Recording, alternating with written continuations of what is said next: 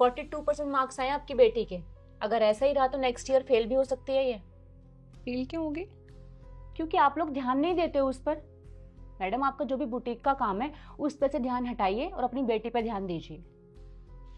Ma'am, ध्यान देने का काम तो आपका है ना, तो मैं क्यों ध्यान दूँ? और आपको फीस मैं इसीलिए देती हूँ। हम ध्यान दे तो रहे हैं, आपको भी ध्यान देना पड़ेगा ना। अगर आप ध्यान दे रही होती ना तो 42% मार्क्स नहीं आते उसके। देखिए, हमारी क्लास में और भी बच्चे हैं जिन्होंने 90 प्लस स्कोर किया है। अगर हम अच्छे से नहीं पढ़ाते तो उनके इतने अच्छे मार्क्स कैसे आते, बताइए आप।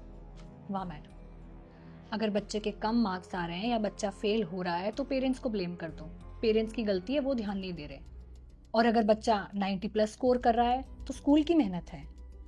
बच्चा तो कुछ करता ही नहीं है। जैसे अगर अच्छे मार्क्स आप लोगों की वजह से आ रहे हैं तो कम मार्क्स भी तो आप लोगों की वजह से ही आ रहे होंगे ना। देखिए, सब कुछ टीचर पर डिपेंड नहीं करता, पेरेंट्स पे भी करता है।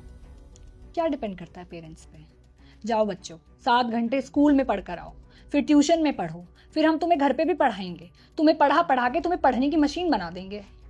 और क्या कह रही थी आप कि मैं अपने काम पे से ध्यान हटाकर इस पे ध्यान दूँ?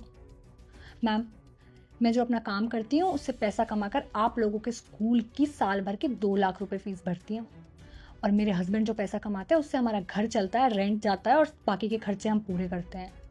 चलिए ठीक है, मैं अपना काम बंद कर देती हूँ, ध्यान नहीं देती हूँ अपने काम पे। क्या आप मेरी बेटी को बिना फीस के पढ़ाएंगी फ्री में? कौन सा स्कूल फ्री में पढ़ाता है? तो फिर आप मुझे बताइए ना, मैं अपना काम कैसे छोड़ दूँ?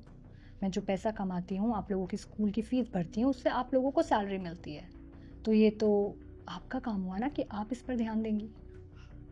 हम तो ध्यान देते ही हैं, तभी तो हमारा स्कूल टॉप के स्कूल में से एक है।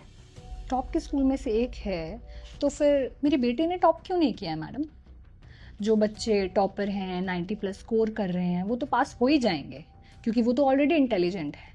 पर जो बच्चे एवरेज हैं, वीक हैं, जिनका पास होना थोड़ा मुश्किल है, उनके लिए आप एक्स्ट्रा एफर्ट क्या करते हैं अपनी तरफ से? कुछ भी नहीं। कोई एक्स्ट्रा एफर्ट नहीं है आपके स्कूल की तरफ से एवरेज और वीक बच्चों के लिए। पैसे लेने की बारी में तो आप लोगों को ये सब कुछ याद नहीं आता। 1,000 रुपए की किताबें आप 10-10 हज़ार में देते हो। 2-2.5 हज़ार की स्कूल ड्रेसेस आप 5-5, 6-6 हज़ार में देते हो। 3 हज़ार खाने का दो, ट्रांसपोर्टेशन का अलग दो। अब इस महीने ये एक्टिविटी होनी है, इसका पैसा दो। हर चीज़ में सिर्फ आप लोग पैसे लेने के बहाने ढूंढते रहते हो। मैडम, ये कोई स्कूल थोड़ी चल रहा है, ये तो बिजनेस चल रहा है। जैसे भी करके पेरेंट्स की सारी कमाई निकलवा लो।